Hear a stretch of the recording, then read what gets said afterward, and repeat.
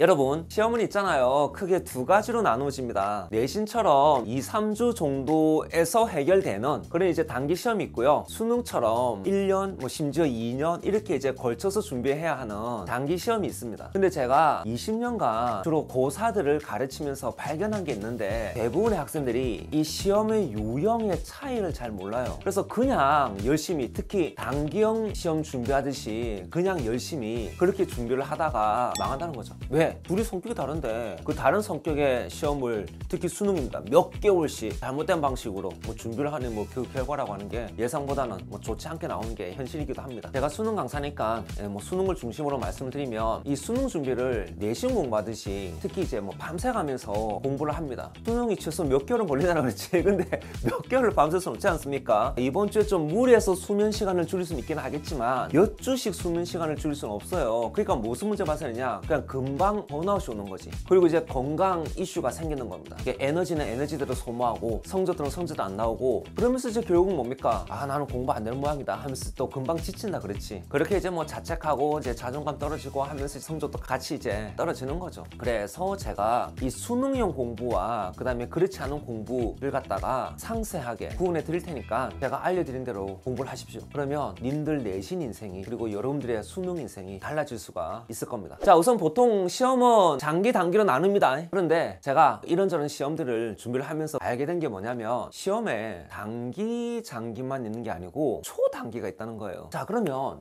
여기서 초단기란 뭘까? 간단합니다. 내가 하루 밤새서 진짜 내 모든 걸 올인해서 준비를 하면은 어느 정도 성과가 나오는 거, 바로 내신 같은 시험이 됩니다. 그런데 여기서 수정님 왜? 내신 단기 아니에요? 초단기 아니잖아요? 라고 하시는 분들 있을 텐데, 우리가 내신을 준비하기 위해서 일주일을 연속 밤샐 수 있습니까? 없습니까? 없습니다. 그렇죠? 가능하다는 분들이 있을지는 모르겠지만 우리가 밤을 새는 게 목적이 아니지 않습니까? 공부를 가장 효과적으로 효율적으로 하는 게 목적이죠. 그러니까는 일주일을 밤샌다는 건 어떻게 보면 효율적인 효과적인 공부는 아닐 수도 있습니다. 여기서 우리 내신 일정을 한번 봐봅시다. 보시다시피 하루에 2과목 정도를 시험을 치는데 오전에 끝나버리죠. 그렇죠? 이 경우에 우리는 진짜 급하면 전날 밤새서 공부하고 아침에 시험 치고 집에 와서 좀 자다가 다시 밤새고 하는 걸 한 3, 4일 정도까지는 할 수 있을 거예요. 이렇게 준비를 하면은 성과가 나오는 게 그게 초단기예요. 자, 그런데 주의될 건 뭐냐고 하면은 내신의 모든 과목을 이렇게 초단기로 하는 건 아니지 않니? 예를 들면 수학이나 구 같은 경우는 이 초단기가 안 통할걸? 분명히 전날 밤샘으로 해결되는 과목이 있고 그렇지 않은 과목이 있죠. 그래서 우리 내신 준비할 때 그냥 단기형이 아니고요, 초단기를 구분할 줄 알아야지 돼요. 이게 학교마다 그리고 과목마다 차이는 있긴 하겠지만 초단기형이 확인이 되면 뭘 하면 되겠습니까? 시험 직전까지 계속 집중하는 거리지 공부하는 거란 말이야. 왜냐면 중간에 내가 자버리면 또는 휴식을 취해버리면 고4에 망각이 되어버리잖아. 그래서 내가 10시간 공부하면 된다 라고 한다면요, 중간에 자는 게 아니고 시험 치기 10시간 전부터, 정확하면 한 10시간 전부터 공부하기 시작을 하는 거라. 그럼 당연히 밤샐 수밖에 없습니다. 왜? 오전 시험을 치니까. 그래서 이제 아침 10시에 시험 칠 거면은 이제 전날 밤 10시부터 공부를 쭉 하내고 밤새서, 그리고 시험지 받으면 바로 막 적지 않습니까? 그렇죠? 방금 전에 외운 거 까먹으면 안 되니까 막 적는단 말이야. 그럼 이제 선생님이 야 거기 필기하지 마! 이렇게 이제 막 한단 말이죠. 그럼 저 눈치 보면서 말이 적는단 말이야. 그런 경험도 다들 있으실 거예요. 그리고 기껏 외워서 적어놨는데 뭡니까? 안 나와. 이제 또 개빡치고 이런 기운이 있을 겁니다. 근데 이게 초단기라니까. 그래서 이제 이런 시험이 내신에도 있거든요. 그러면 얘 같은 경우는 예를 들어서 이제 10시간 공부한다 치면은 10시간 공부하고 시험 치고 그리고 집 와서 일단 자. 또 10시간 공부하고 시험 치고 집 와서 일단 자. 이때 주의해야 될 건 뭐냐면은 자는 시간을 최대한 확보해야 된다는 겁니다. 중간에 친구들하고 놀러 가고 유튜브 보고 게임하고 이러면은 님들은 망해요. 그리고 제가 방금 예시를 해드린 10시간은 어디까지나 예시일 뿐이고 이제 그거는 본인의 사정 따라서 과목의 특성 따라서 달라지긴 하겠죠. 그럼 이제 단기형 시험이 있습니다. 보통 내신은 단기형, 수능은 장기형이라는데 이것도 마찬가지입니다. 공부 좀 안 해보신 분들의 단순히 이분법적 부분입니다. 무슨 말이냐? 단기형 시험은요, 크게 두 가지가 있습니다. 첫 번째는 내신 준비 기간, 그리고 두 번째가 뭔지 아십니까? 수능 직전 한 1, 2주 정도가 단기형 준비 기간이에요. 자, 우선 내신을 전부 초단기형으로 준비할 수는 없을 것 같다라고 말씀드렸죠. 대부분의 학생들이 그래도 내신 준비입니다. 한 3, 4주 정도 한단 말이야. 그렇지? 바로 요 시기가 단기형 시험에 해당합니다. 그리고 수능 직전도 보통 보통 1, 2주 정도는 이 단기형 시험에 해당돼요. 왜냐하면 지금부터 얘기할 이 세 가지 원칙이 공통적으로 통하거든요. 그러니까 이 원칙이 통하는 시험이 같은 시험인 거라. 자, 이 세 가지 원칙이 뭐냐? 일단 첫 번째, 시간표가 정해져 있죠. 그러니까 시간표 리듬에 맞추셔야 됩니다. 다시 이제 내신 시간표를 한번 봐보십시오. 그러면 내신은 모두 오전에 다 끝납니다. 그러면은 내신 준비 기간 중에 오전에 당연히 여러분의 컨디션이 최상이 되게끔 해야 됩니다. 내신 준비한다고 밤늦게 주무시는 분들이 많은데, 그래서 아침에 비몽사몽하죠. 그게 몸에 배어버리는 거라. 그러면 시험날에도 그 몸에 배인 습관이 드러나면서 꼭 두어 개씩 실수를 해요. 그런데 시험에서는 그 두어 개의 실수가 엄청난 타격이 되지 않습니까? 영원히 내 학생부에 기록되는 결과로 남습니다. 수능이면은 1교시가 국어잖아요. 수능의 1교시가 8시 40분에 시작됩니다. 그럼 이 시간에 국어머리가 돌아가게끔 세팅을 해야 될 거 아니야. 그게 그래도 한 1, 2주는 걸린다고요. 그래서 수능 1주에서 2주 전부터는 수능 시간표에 맞추어서 문제 푸는 연습을 해야 돼요. 점심 먹고 나면 영어지 않습니까? 그러면은 13시 10분부터가 영어 시간이거든요. 그 시간에 영어를 하고 있어야 돼요. 이게 단기형 시험 준비할 때 기본 원칙입니다. 첫 번째 원칙이 뭐라고요? 시간표 리듬에 여름의 원칙을 맞추세요. 자, 두 번째 원칙은 뭐냐면 수면 시간 조절입니다. 우리가 내신 같은 경우면은 최소 1주에서 한 4주 정도 이렇게 여러분이 준비를 해요. 그런데 내가 잠을 줄여서까지 버틸 수 있는 기간은 일주일을 못 넘겨요. 더 이상 잠을 줄이면 부작용이 나타나요. 이제 컨디션이 떨어지는 거죠. 또는 어디가 아픈 거지. 다시 말하면 득보다 실이 더 많은 상황이 벌어집니다. 그러면 여러분이 이제 여기서 질문합니다. 몇 시간 자야 되냐고. 여기에 대한 정확한 답은 없습니다. 왜냐하면 적어도 현대 과학이 밝혀낸 바로는 이 수면 시간이 개인차가 크답니다. 이 타고난 유전자가 있대요. 다만 그냥 보통적으로 한 7시간에서 9시간 정도라고 얘기는 하는데, 단기형 시험 같은 경우에 이제 여러분들이 예를 들어서 오전에 시험을 쳐야 된다. 그런데 내가 지금 단기형 시험 준비를 하는데 오전에 너무 비몽사몽이야. 잠이 막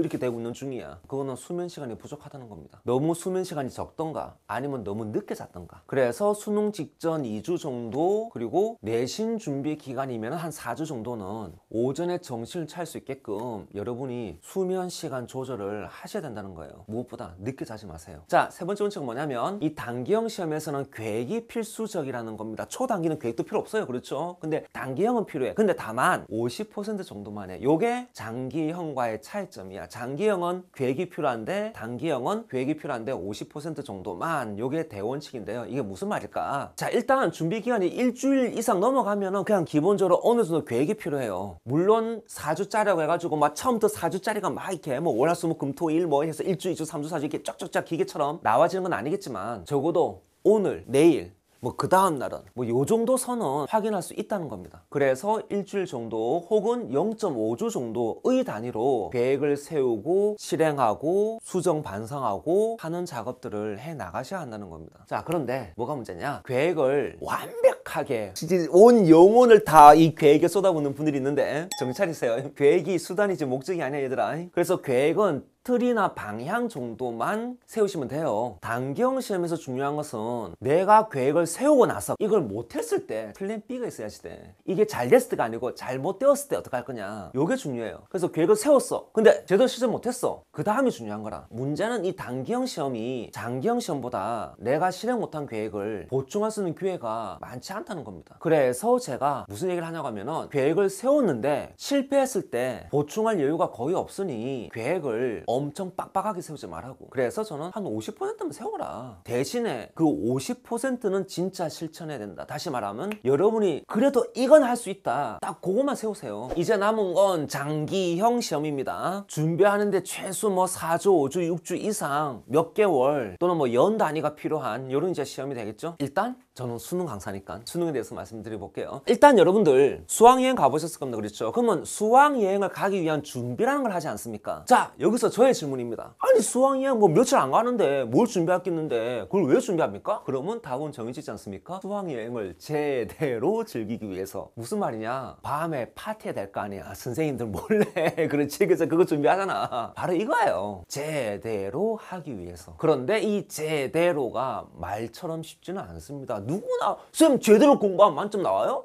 근데 제대로 어떻게 해? 이제 필기할 준비하시길 바랍니다. 제가 최소한으로 정리해봤는데 8가지가 나옵니다. 빠르게 진행할게요. 자, 첫 번째, 주변 환경. 자, 공부는 내가 하는 겁니다. 그런데 나한테 영향을 주는 요소들이 너무너무 많아. 우리는 그것을 환경이라고 불러요. 님들의 부모님이 님들의 공부에 영향을 줍니까? 그러면 님들의 부모님이 님들의 공부 환경입니다. 님들의 친구들이 님들 공부에 영향을 주나요? 예수? 그러면 님들의 친구들이 님들의 공부 환경이 돼요. 그러면 님들의 공부에 영향을 주는 이 환경들이 긍정적인 것하고 부정적인 게 있을 거예요. 그리고 긍정은 상관할 필요가 없고 이 부정적인 것들을 정리해줘야 돼요. 혹시 친구가 부정적인 영향을 줍니까? 그럼 손절하세요. 쌤! 그래도 친구를 손절하는 게 맞습니까? 라고 하시겠지만 제 입장에서 말씀드리면 수능을 위해서 손절될 정도면 그건 친구가 아니지 않습니까? 그 존재는 친구가 되어서는 안 되는 존재였을 겁니다. 정리하세요. 자, 그런데 부정적 영향 중에도 정리가 안 되는 것들이 있습니다. 예를 들어 엄마 아빠가 사이가 안 좋아. 그러면 그렇다 해서 엄마 아빠를 정리할 수는 없잖아. 그렇지? 이건 일단 그냥 패스해도 돼. 그런데 보완책이 있어. 두 번째는 뭐냐? 분노 표출인데 앞에서 말씀드렸던 이 부정적인 것들은 일종의 스트레스입니다. 근데 스트레스도 제가 두 개로 구분을 합니다. 하나는 표출해서 터뜨려야 되는 것들, 이건 놔두면 우리가 흔히 말하는 되는 것들, 이런 스트레스가 있고요. 다른 하나는 다독거리고 진정시키면 돼. 오오오 괜찮아, 이렇게 진정시키면 돼. 예를 들어서 상처도 째가지고 수술해야 되는 이제 그런 상처가 있고 약을 발라서 진정시켜야 되는 상처가 있잖아. 스트레스도 이제 마찬가지입니다. 예를 들어 저는 이제 뭐 게임이나 운동으로 뭐 분노 표출을 하는데 저는 게임이나 운동이 취미는 안 해요. 분노가 쌓이면 문제가 되니까 풀어내기 위한 수단으로서 그냥 격한 운동, 격한 게임을 하는 겁니다. 물론 또 뭐 운동이나 게임일 필요도 없습니다.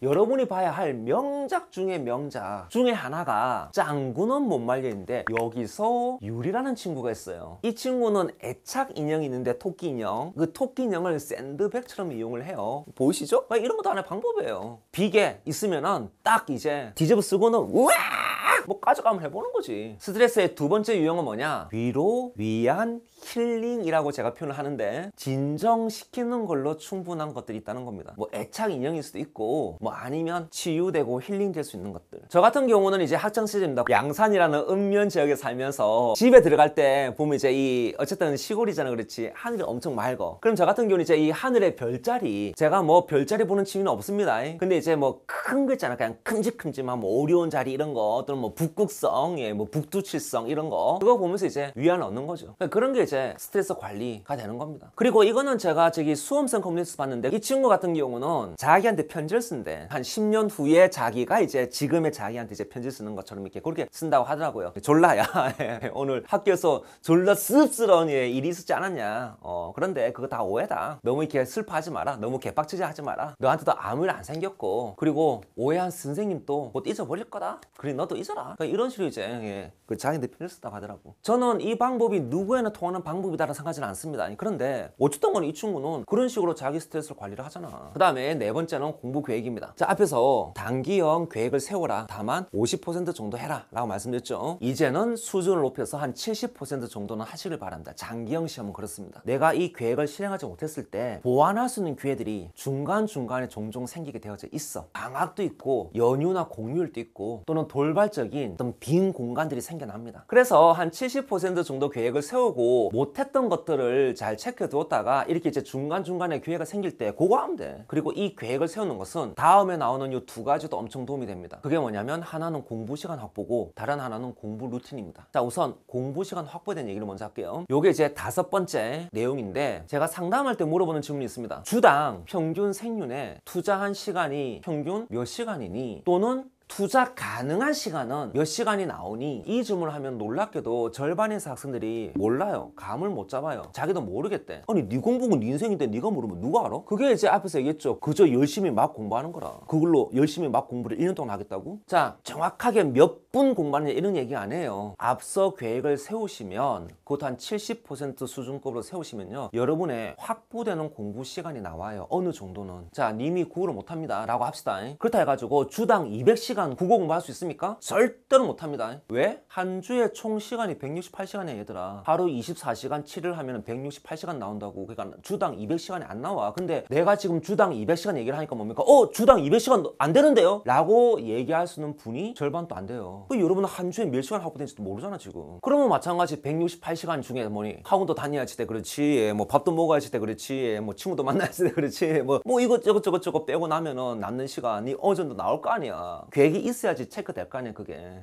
계획이 없으니까는 시간 또 긴가민가한 거라. 자, 그 다음에 공부 루틴입니다. 장기형 시험은 보통 루틴이 어느 정도 정해지게 될 겁니다. 월, 화, 수, 목, 금, 토, 일. 그렇죠? 그리고 월마다 뭡니까? 뭐 모의고사 또는 교육청 이런 거 이제 보게 된다는 겁니다. 그렇죠? 그래서 이제 이 루틴이 나오면 제가 이제 다른 영상에서 얘기했던 반복 학습을 효과적으로 실행할 수 있어요. 예를 들어서 1회독 할 때와 2회독 할 때 시간 차이가 난다라고 말씀드렸습니다. 실제로 해보면 분명히 시간 차이가 날 거예요. 그리고 개념 공부할 때랑 문제풀이 할 때도 시간 차이가 있을 겁니다. 분명히. 그러면은 공부 시간이 많이 확보될 수 있는 요일과 공부 시간이 많이 확보되지 못하는 요일에 해야 될 것들이 달라지지 않겠습니까? 다시 말하면 1회독 할 때 또는 시간이 많이 드는 개념 공부할 때는 뭐니 공부 시간이 많이 확보된 요일에다가 배치를 해야 되고, 공부 시간이 확보가 덜 되는 요일에는 뭐 2회독이나 또는 시간이 적은 과목 또는 적은 공부 방법을 투자해야 되겠죠. 참고로 제가 다른 영상 소개해드린 3개월 수능 공부하고 이제 만점 또는 이제 100분이 99 받은 친구는 월, 화, 수, 목, 금 30분씩 공부를 하고 주말에는 국영수 집중. 물론 국영수는 주중에도 합니다. 그렇죠? 이런 이제 루틴으로 공부를 했다고 하더라고요. 7번째는 뭐냐면 사탐 공부 시간 확보 좀 해줘. 님들이 계획을 해서 공부 시간을 확보하고 학습 루틴이죠. 공부 루틴이 생기면 어떻게 하느냐? 이제 국영수 중요 과목을 먼저 해. 그래서 이제 비중이 적은 이제 이 탐구 과목 자꾸 뒤로 미뤄져. 왜냐면은 앞에서 국영수 하다 보면 생각보다 많거든 양이. 그렇지? 그러니까 뭐니 계속 그거 더 하게 되거든. 그러니까 이제 계속 이제